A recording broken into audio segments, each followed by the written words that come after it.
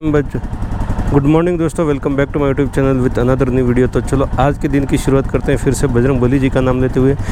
हम यहाँ पे 2 दिन के रुके रहते Kathmandu valley view home stay पे, और बहुत ही प्यारा होम स्टे। आंटी जी ने हमको बहुत अच्छे से स्वागत किया, और ये अंकल जी है, इन्होंने भी बहुत अच्छे से हमको हमारा देखभाल किया, अच्छे से विदाई की। खाना भी बहुत बढ़िया है, रहने के लिए भी बहुत बढ़िया है, एकदम घर के जैसी फीलिंग है। किचन वगैरह सब कुछ है अंदर। रेडी हो चुके हैं आज दार्जिलिंग जाने के लिए। पहले जाएंगे जनकपुरी, जनकपुर से फिर जाएंगे दार्जिलिंग। दार्जिलिंग जाते जाते अगर ज़्यादा टाइम लग रहा है तो बीच में कहीं हॉल्ट कर लेंगे, नहीं तो फिर डायरेक्ट दार्जिलिंग पहुंचेंगे। आज हमारा नेपाल का लास्ट दिन है और हम सीधा एंटर करने वाले हैं इंडिया में। और अंकल जी को नमस्ते बोल के, uncle thank you so much, thank you. Okay, thank you. बहुत अच्छे से आपने हमारा देखभाल किया, एकदम घर के जैसा लगा। आपसे बहुत आभारी है। अरे हम सौभाग्य है आपके यहाँ आए हम। धन्यवाद। हाँ, तो अभी टाइम भी बज चुका है 6:10 और एग्जैक्ट टाइम पे निकल रहे हैं हम। आज लेट नहीं हुए क्योंकि सुबह अर्ली 5 बजे उठे थे, आराम से रेडी हुए, लगेज पैक किया। अंकल आंटी ने अच्छे से हमारा विदाई किया। फिर अभी निकलते हैं सीधा आज Darjeeling. Uncle thank you. Okay, bye bye bye.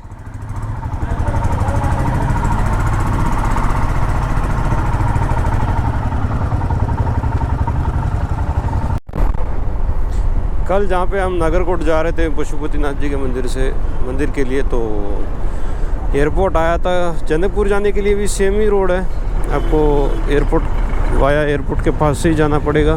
Kathmandu को बाय बाय और जाएंगे भक्तापुर यहाँ से लगभग 5-6 किलोमीटर की दूरी पे, और भक्तापुर एंट्री करके फिर निकलते हैं आगे दार्जिलिंग के लिए। उससे पहले हमको थोड़ा रक्सौल बॉर्डर की तरफ जाना है, क्रॉस नहीं करना है। वैसे हम पशुपतिनाथ द्वार की साइड जो बॉर्डर है नेपाल इंडिया का, उस तरफ से हम बाहर निकलने वाले हैं। रक्सौल से नहीं निकलने वाले, हम पहले जनकपुर जाएंगे, जनकपुर से फिर नेपाल के अंदर से ही वापस ही दार्जिलिंग के लिए जाना है हमको। दार्जिलिंग के लिए वापस पशुपतिनाथ का जो द्वार वाला बॉर्डर है वहाँ पे होके हम बाहर निकलने वाले हैं। बाय द वे ट्रैफिक और थोड़ा लेट निकले होते तो ज़्यादा मिलने को दिखती थी, लेकिन अभी टाइम पे हम निकले हैं तो इतनी ट्रैफिक देखने नहीं मिल रही है हमको। यहाँ पे लोग सिग्नल्स करके बहुत अच्छे से बताते सिंगल रोड पे कि पास करना है, नहीं करना है, बाइक को रोकना है, आगे बढ़िए। बहुत अच्छे से केयर करते हैं दूसरों को भी, ये बहुत अच्छी बात लगी। ऐसा नहीं कि खुद का काम हो गया और चल दो। पूरी तरीके से फॉग यहाँ पे नीचे आ रखा है। और कल हम यहाँ तक आए थे, यहाँ पे आके शिव जी की मूर्ति का दर्शन भी कर लिए दूर से, कि बारिश बहुत था और ऊपर भी चढ़ना था और हमको क्लियरली दिख रहे थे। अभी आपको पता नहीं दिखेंगे या नहीं, वहाँ पे सीधे ये वर्ल्ड का हाईएस्ट शायद शिव जी का स्टैचू है अपने पूरे वर्ल्ड में, और वहाँ पे लोकेटेड है। आपको फॉग की वजह से नहीं दिखता होगा, गोप्रो में इतना क्लियर नहीं आता होगा कि मैं विजन कर पा रहा हूँ, कि कल आया था तो देख पा रहा हूँ थोड़ा। देख पा रहे हो बादल पूरे नीचे, एकदम बढ़िया नीचे आ गए पूरे। हाँ, बहुत मज़ेदार सीन है, मस्त एकदम। देखिए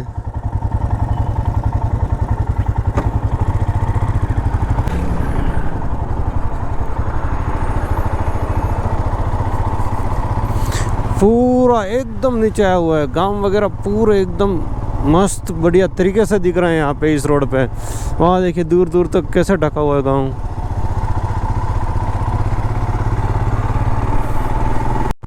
काठमांडू से जो जनकपुर वाला रास्ता जाता है उसमें 2-3 प्रकार के रास्ते हैं। एक NH03 पकड़ के आप जाओगे ना तो बहुत बढ़िया रास्ता है, बीच में थोड़ा एक 15-20 किलोमीटर का वो भी कंस्ट्रक्शन वाला हाईवे चल रहा है। बाकी रोड बढ़िया है और एकदम व्यू नज़ारा लेने का मज़ा यही रोड पे आएगा आपको। और साथों साथ जितना जल्दी हो सके उतना काठमांडू से जनकपुर होते हुए अगर नॉर्थ ईस्ट में जा रहे हैं तो एंटर करना चाहिए, क्योंकि यहाँ पे शाम जल्दी हो जाती है।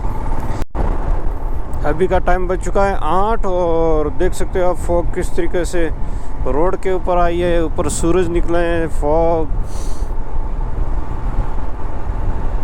यहाँ के नज़ारे लाजवाब है, लाजवाब।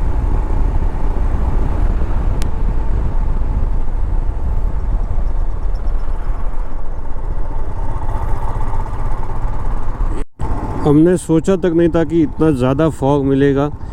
वहाँ पे बादल थे, यहाँ पे फॉग पूरा एकदम भरा पड़ा है, कुछ भी सामने का दिख नहीं रहा है। स्लो स्लो चल रहे हैं मस्त आराम से।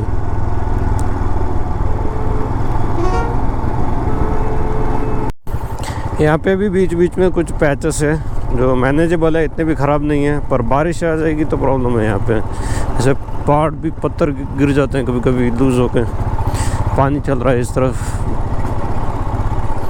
जो पानी का फ्लो है वो भी हम जिस तरफ जा रहे हैं उसी तरफ फ्लो हो रहा है। I don't know which river is this और क्या है ये।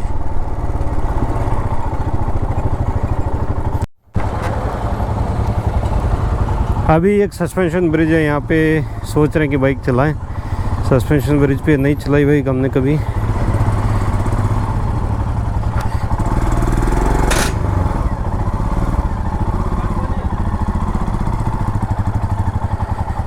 यहाँ पे चला के देखनी थी हमको ब्रिज पे बाइक की कैसे चलती है सस्पेंशन ब्रिज पे, और ये एक अलग लेवल का एक्सपीरियंस है। कुश्मा में जाने के लिए सोचा था हमने, कुश्मा में वो पॉसिबल हुआ नहीं क्योंकि आते वक्त लेट हो गया, और बीचों बीच आके रुक गए। अभी इस तरफ देखिए, ये बाइक्स के लिए ये है सिर्फ जगह जाने के लिए। गांव वालों को इस तरफ से उस तरफ जाने के लिए सामान बाइक से ही पहुंचाया जाता है इनके लिए। और 2-3 बार 4 बार घूम घूम के पूरा ट्रक से अनलोड करके यहाँ से लेके जाते हैं इस तरफ। बहुत अच्छा है एक्सपीरियंस।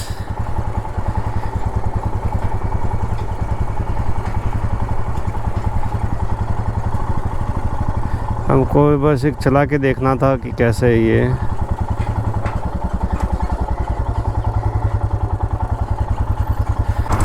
तो अभी सस्पेंशन ब्रिज से निकलते हैं सीधा जनकपुर की ओर। जनकपुर यहाँ से लगभग और 140 किलोमीटर्स है। रोड ख़राब रहने की वजह से आराम से चल रहे हैं। बाकी जगह जगह पे पुलिस चेक पोस्ट है, पता नहीं क्यों, और पैसेंजर व्हीकल्स को ही चेक करते हैं ये। मौसम फिर से बिगड़ गया है यहाँ पे, एकदम हवा छूटी है, बादल आ रहे हैं, बारिश जैसा हो गया है एकदम, और ठंडी बढ़ गई है।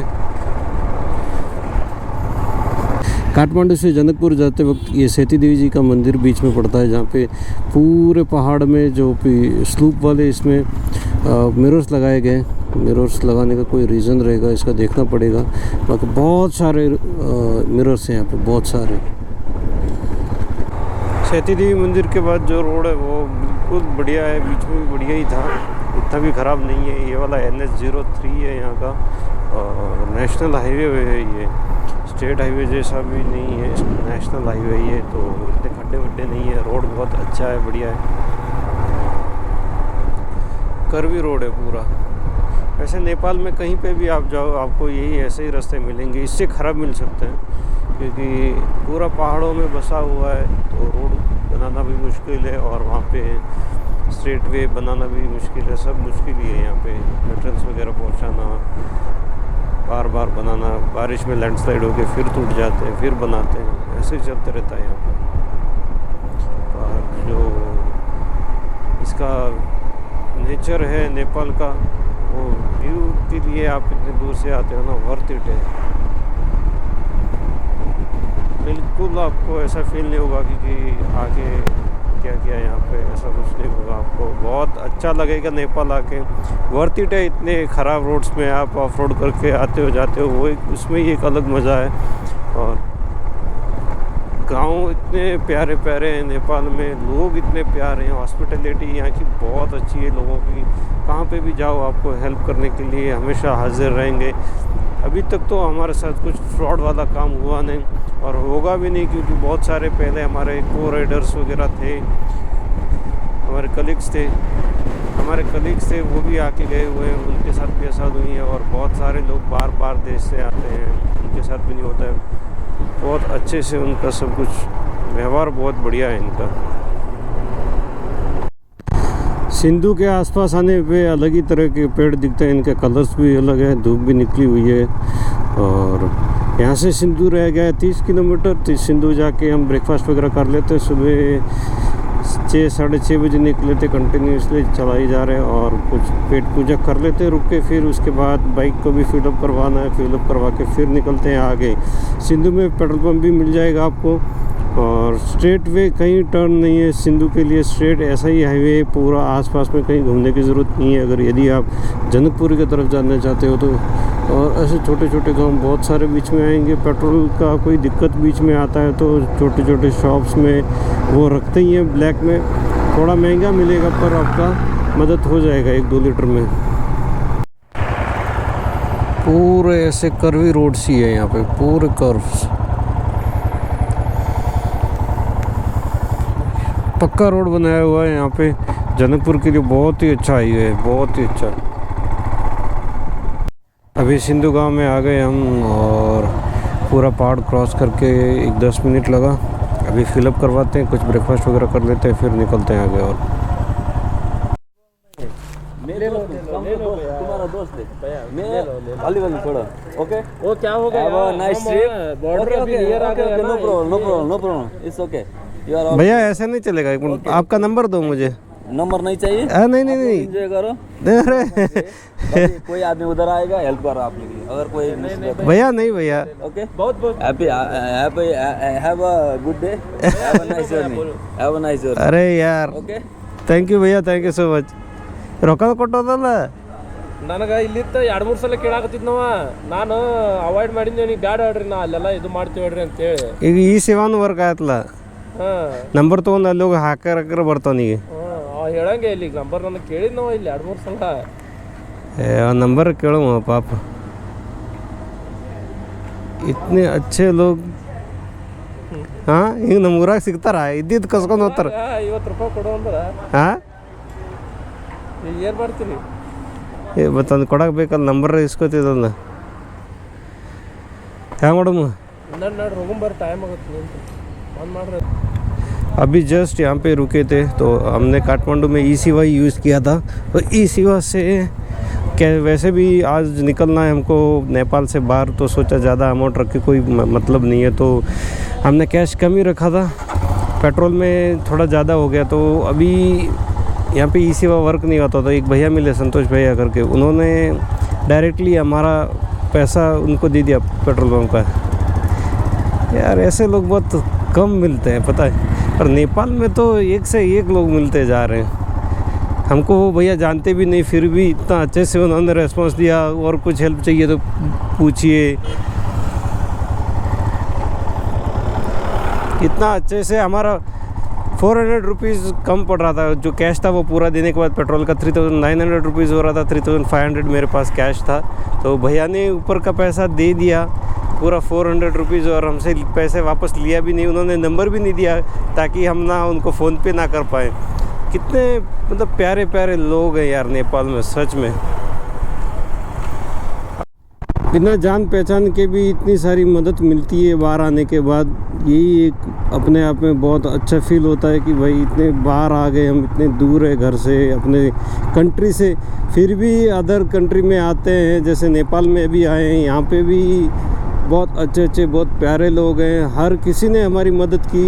पर ये वाले भैया हमको पहचानते भी नहीं, सडनली रुके हमारे लिए, और हमारा जो हमारा जो पैसा हो रहा था ऊपर का कैश, वो हमारे पास नहीं था, और ई-सेवा वर्क नहीं हो रहा था वहाँ पे। तो ई-सेवा एक ऐसा ऐप है जो नेपाल में इंटरनेशनल ट्रांजैक्शन को एक्सेप्ट करता है, और आप यदि उसमें सिर्फ आपको नेपाली का कितना अमाउंट हो रहा है वो डालना है, फिर आप ऑटोमेटिकली वो कन्वर्ट होकर इंडियन रुपीज़ में ट्रांसफ़र कर देगा। वो एक बढ़िया सा ऐप है, पर वो काठमांडू उस तरफ हमारा चला, यहाँ पे शायद पहाड़ी इलाकों की वजह से या फिर कोई टेक्निकल इशू हो गया तो चला नहीं। इतना प्यारा यहाँ का नज़ारा है ना नेपाल का, कहीं पे भी जाओ एक से एक नेचर व्यू आपको देखने मिलेंगे। इतना प्यारा कंट्री है, इतना प्यारा देश है, बहुत प्यारा। उतने ही प्यारे यहाँ के लोग हैं, मैं तो कह सकता हूँ उससे भी ज़्यादा प्यारे यहाँ के लोग हैं। हॉस्पिटैलिटी इनकी बहुत अच्छी है, इतनी अच्छी, इतना टूरिस्ट एरिया होते हुए भी फ्रॉड कहीं पे भी नहीं है नेपाल में, कहीं पे भी नहीं मिला मुझे तो। जनकपुर यहाँ से लगभग 35 किलोमीटर की दूरी पे है, और ये नेपाल में ही है। नेपाल इंडिया के बॉर्डर की तरफ आगे वापसी, यहाँ से लेना है हमको लेफ़्ट जनकपुर के लिए। जनकपुर हाईवे ही मिलेगा अभी तो, सीधा हाईवे टू हाईवे निकलते हैं। और पेट पूजा की नहीं है अभी तक, टाइम बच चुका है 12, अभी कर लेते हैं पेट पूजा फिर आगे निकलते हैं। जस्ट अभी खाना वगैरह हो गया अच्छे से और एक हाफ एन आवर रेस्ट भी हो गया। फिर भैया ने, चलिए भैया थैंक यू।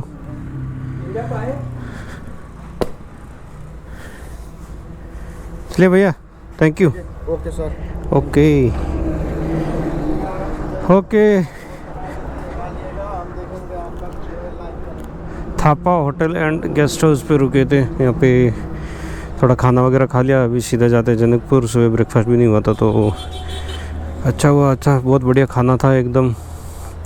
अभी निकलते हैं सीधा जनकपुर। जैसे जनकपुर की ओर आ गए तो धूप तेज़ी से बढ़ गई है यहाँ पे।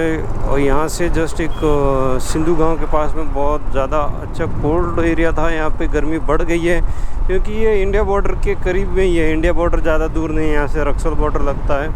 और रक्सौल बॉर्डर होके हम इस बार नहीं जा रहे क्योंकि हमको जाना है नॉर्थ ईस्ट। और जनकपुर के बाद सीधा हमारा राइड स्टार्ट होने वाला है नॉर्थ ईस्ट का दोस्तों। और नॉर्थ ईस्ट में हम एक्सप्लोर करने वाले हैं पहले वेस्ट बंगाल। वेस्ट बंगाल से सीधा एंट्री करेंगे सिक्किम में। सिक्किम पूरा north east west south districts के सिक्किम में हम एंटर करने वाले हैं। पूरा सिक्किम एक्सप्लोर करेंगे। फिर वहाँ से वापसी निकल के जाएंगे दोस्तों ऊपर की ओर बुमला तवांग। धीरे धीरे देखते हैं कैसा रहता है सफ़र। अभी तक तो ठीक ठाक था, बहुत अच्छा था। महादेव की कृपा है हम पे और आप सभी का प्यार है। तो अभी तक जिस भाई ने मेरा चैनल सब्सक्राइब नहीं किया है प्लीज़ जाके लाइक सब्सक्राइब शेयर जरूर। यहाँ पे कोई बाइक का एक्सीडेंट हुआ है, बहुत बुरी तरीके से स्कूटी गिरी है, शायद इस तरफ से उड़ाया है, पता नहीं। हॉस्पिटल लेके गए होंगे। इस तरफ से उड़ा के इस तरफ गया, बीच में साइकिल वाला आया था शायद। एम्बुलेंस आके लेके गई है इसको, बंदे को।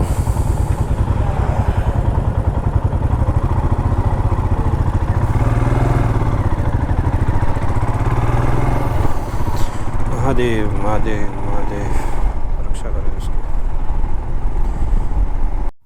जनकपुर मेन सिटी के अंदर आने के बाद यहाँ पे स्ट्रेट वे अंदर आना पड़ता है। बहुत मार्केट है, मेन रोड से लगभग 300-400 मीटर है और अंदर गली गली में घूम के आना पड़ता है। इसके अंदर पीछे यही सीता मैया का धाम है और मेन जो धाम बोलते हैं जनकपुर का यही धाम है। पार्किंग पे बाइक लगा के फ़ोटो निकल के आते हैं। फिर मंदिर के जस्ट सामने हमने फ़ोटो शूट किया, 2 पिक्स लिए। अभी पार्किंग में बाइक लगा के फिर थोड़ा अंदर घूम के फिर निकलते सीधा दार्जिलिंग।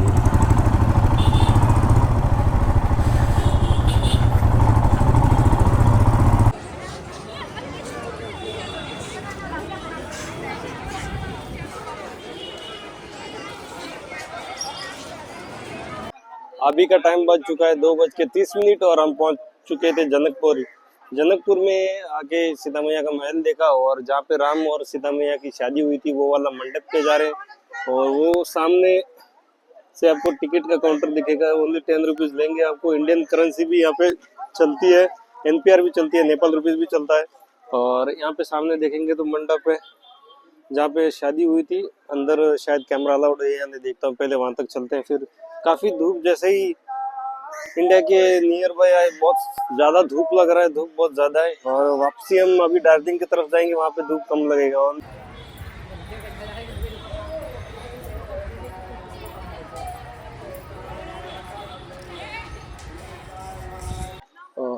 मंडप पे आके अभी जस्ट विजिट किया और अभी वापसी निकलते हैं अपनी बाइक की तरफ।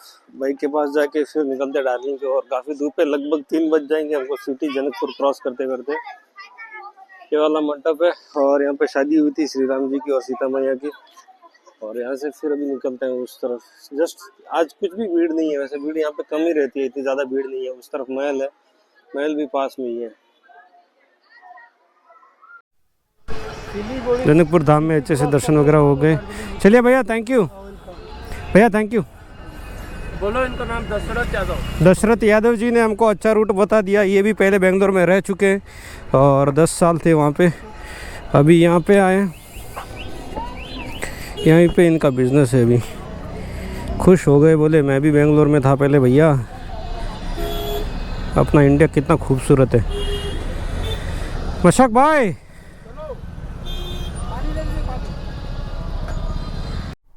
अभी जनकपुर धाम में अच्छे से हमारे दर्शन हो गए और अंदर जहाँ पे राम जी और सीता मैया का शादी हुआ था वहाँ पे मंडप में भी मैं जाके आया, वहाँ पे भी भीड़ बिल्कुल कम थी।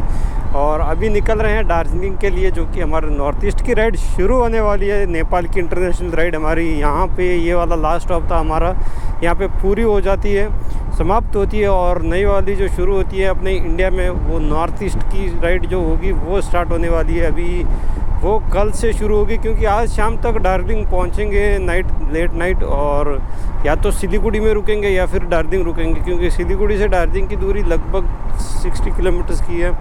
और वहाँ से फिर जाएंगे दार्जिलिंग, हो सका तो दार्जिलिंग जाके रुकेंगे अगर जल्दी पहुँच गए तो। यहाँ से 2 रूट है, एक वाया मधुबनी होके जाता है जनकपुर से, वो वाला 6 लाइन हाईवे जो सिलीगुड़ी बिहार वेस्ट बंगाल कनेक्ट करता है, और एक हाईवे जो नेपाल के अंदर से होते हुए जाता है वो, और उसमें अंदर से आपको जाना पड़ता है, पहाड़ी इलाका है, साथों साथ छोटे मोटे बॉर्डर्स क्रॉस करने पड़ते हैं। इससे अच्छा है ना कि बिहार वाले रोड पे जाइए।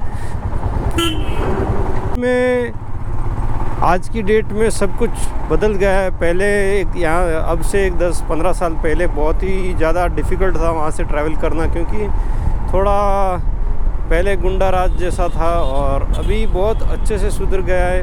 साथों साथ वहाँ पे अभी पुलिस ने रेस्ट्रिक्शंस भी किए हैं, जो ड्रिंक्स करके चलाता है उसके लिए बहुत बड़ा फ़ाइन भी है। Comparative to other cities Bihar में ड्रिंक्स को लेके काफ़ी सीरियस है लोग, बहुत रेस्ट्रिक्शंस है। तो ड्रिंक एंड ड्राइव में अगर पकड़ा गया कोई तो उसके लिए बहुत बड़ी सज़ा है बिहार में। क्या बोलते हो, इन्होंने कब बना बोला बोलते सर आईडी फॉलो करेंगे। मुकेश चौधरी नाम से, और यहाँ से 500 मीटर के बाद बिहार शुरू होता है। हम भी चौधरी हैं। हम भी चौधरी हैं। और इन्होंने अभी चेक किया हमारा, हमने ड्रिंक वगैरह किया, यानी मैंने अभी थोड़ी देर पहले जैसे आपको बताया कि यहाँ पे बहुत स्ट्रिक्ट रूल्स हैं। यहाँ पे हमारा बंसार भी चेक हुआ।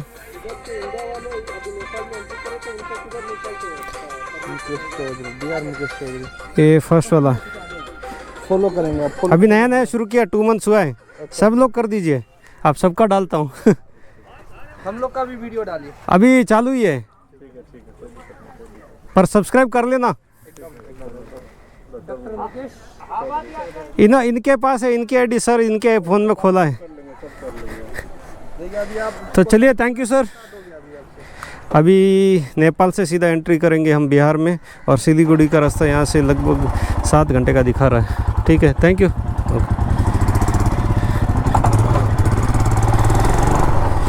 इन्होंने बहुत अच्छे से बात की हमारे साथ, टाइम पास किया, हम हंसी मजाक कर रहे थे और ड्रिंक्स का पूछ रहे थे किया यानी, और चेक किया मशीन से।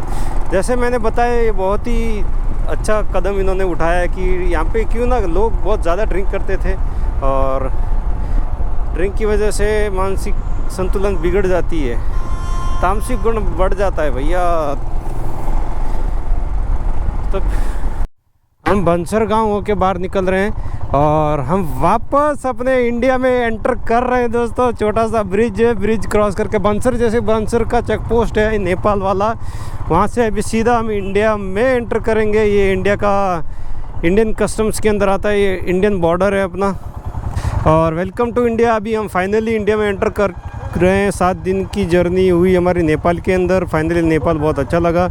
और अभी नॉर्थ ईस्ट स्टार्ट करने के लिए हम एंटर कर रहे हैं बिहार में, और बंसार करके एक एरिया चेक पोस्ट है जहाँ से नेपाल और इंडिया का जो कनेक्टिविटी है वहाँ पे हैं हम, और ये ब्रिज है जो कनेक्टिविटी रखता है दोनों के बीच में। और अभी सीधा हम एंटर करते हैं भारत के अंदर। अभी जस्ट बॉर्डर पे चेकिंग हुई हमारी, और अभी निकलते हैं सीधा।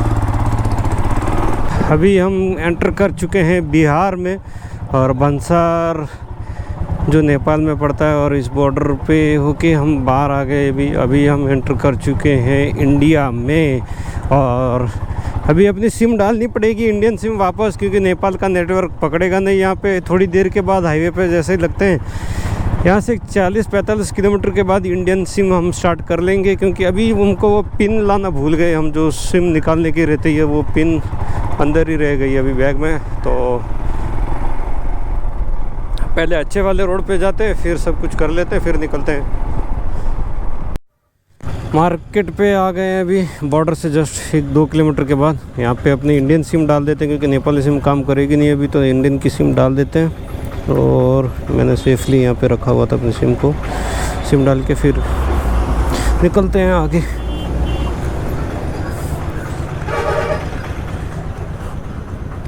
अभी का टाइम बज चुका है 3:30 और हम जट्टी बॉर्डर होके एंट्री किए अपने इंडिया में, डायरेक्टली बिहार में आ गए। और अभी नेपाल की सिम तो चलेगी नहीं, तो इस सिम को निकाल के वापस रख दिया है और इंडियन सिम को साहिब भाई की शॉप में आके हमने डाल दिया है। साहिब भाई आए हैं, हेलो बोलो। और अभी अपनी बाइक्स वगैरह यहाँ पे लगा दिया, बंसर वगैरह कुछ नहीं लगेगा यहाँ पे। और सिलीगुड़ी जाते जाते शाम हो जाएगी, यहाँ से 7 घंटे का सफर दिखा रहा है। रात में लेट होगा, 9:30-10 बजे तक पहुंच जाएंगे। प्लान तो है दार्जिलिंग जाने का। दार्जिलिंग लगभग अगर ज्यादा लेट होता है तो हम सिलीगुड़ी में आज रुकेंगे और कल दार्जिलिंग होते हुए सीधा गैंगटॉक जाने का प्लान करते हैं। देखते हैं आगे क्या क्या होता है। पर अभी मेन हमारा प्रपोज ये था कि यहाँ पे सिम वगैरह डाल लेते, थोड़ा फ्रेशनेस वगैरह लगेगा और आगे का जो भी ब्लॉग्स वगैरह इजीली हम डाल पाएंगे, क्योंकि जो बंसर वगैरह था और सिम की जो वैलिडिटी थी वो 1 हफ्ते में ही खत्म हो गई। आज का लास्ट दिन था, करेक्ट एग्जैक्ट टाइम पे हम बॉर्डर पास कर लिए। जट्टी बॉर्डर होके हम जैसे बिहार में एंटर किए और नेपाल का जो था वो बंसार करके था, 0 किलोमीटर चेक पोस्ट। अपने इंडिया का जेटी बॉर्डर था और सीधा डायरेक्टली हम बिहार में एंटर हुए। यहाँ से एक 4 लाइन हाईवे मिलेगा सिलीगुड़ी वाला, लगभग 300-350 किलोमीटर की है ना भैया, 350 किलोमीटर है ना सिलीगुड़ी। हाँ, 350 किलोमीटर की दूरी पे सिलीगुड़ी है। ये देखिए पानी पीते हुए, जैसे ही इंडिया में एंटर किया ना नेपाल से, एकदम इतनी ज्यादा लेवल की हीट लग रही है ना, एकदम स्वेटिंग वगैरह आ रहा है, कंटिन्यूसली पानी वगैरह पी रहे हैं। ये देखिए बॉटल्स पे बॉटल पीते जा रहे हैं। बहुत ज्यादा गर्मी है भैया यहाँ पे। और आज शाम तक इतना ही हमको गर्मी लगेगा, कल से फिर हम बर्फ पहाड़ों में जाने वाले हैं क्योंकि गैंगटॉक में एंट्री करेंगे हम डायरेक्टली। भाई सोए थे फिर भी उठ के हमारी मदद की, भाई को उठा दिया, नींद खराब कर दी, पाप ना लगे बस। बाकी अभी सीधा निकलता है सिलीगुड़ी की तरफ, सारा सेट है मामला। लेफ्ट है दरभंगा राइट, मुजफ्फरपुर पटना राइट, और हमको जाना है यहाँ पे पूर्णिया का हाईवे मिल गया है। अंदर से रास्ते से जैसे बॉर्डर क्रॉस करोगे आप आओगे पूर्णिया हाईवे पे। यहाँ से 4 lane highway directly Purnia Siliguri, सीधा वेस्ट बंगाल में आपकी एंट्री होगी बिहार से। हाईवे एकदम 4 लाइन है, बढ़िया सा हाईवे। इजीली आप नॉर्मल इंडियन हाईवे जैसे क्रूज कर सकते हो। जो अंदर का हाईवे था वही थोड़ा सिंगल हाईवे, लेकिन बहुत अच्छे से बनाया हुआ था। अभी हम लग चुके हैं 4 लाइन इंडिया के हाईवे पे। अभी सीधा हमको ये हाईवे ले जाएगा वेस्ट बंगाल में। यहाँ से अरारिया 27 है, पूर्णिया 70 किलोमीटर से साइड में यहाँ से चलता है। पूर्णिया जाके हॉल्ट करते हैं, थोड़ा एक चाय वगैरह पी लेते हैं, फिर आगे फिर कंटिन्यू करते हैं सिलीगुड़ी के लिए। वहाँ से सिलीगुड़ी लगभग 130 किलोमीटर ऐसा कुछ रहता है। अभी जस्ट भैया के पास चाय वगैरह पी और यहाँ से सिलीगुड़ी की दूरी लगभग 130 किलोमीटर की और 1.5 घंटे में पहुँच जाएंगे, क्योंकि अभी NH4 पे लगे।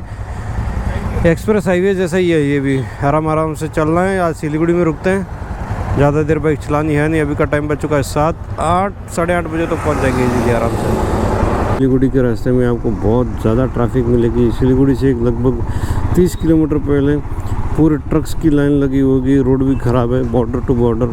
हम एंटर कर रहे हैं बिहार से वेस्ट बंगाल में और आधे घंटे में रूम पे पहुंच जाएंगे। फाइनली हम पहुंच चुके हैं सिलीगुड़ी। अभी का टाइम बच चुका है 9:20। काफ़ी टाइम लगा। बिहार और वेस्ट बंगाल के बॉर्डर में काफ़ी ज़्यादा ट्रैफिक था, ट्रक्स की भीड़ लगी हुई थी। वहाँ पे कोई चेक पोस्ट था तो उसकी वजह से रोड भी बॉर्डर का बहुत ख़राब था। एक 20-30 किलोमीटर का स्ट्रेच बहुत ही गंदा वाला था। अभी सीधा जाते हैं होटल देखते हैं, कोई सही रेट में होटल मिल जाए तो होटल पे रुक जाते हैं आज और कल सुबह निकलते हैं दार्जिलिंग के लिए।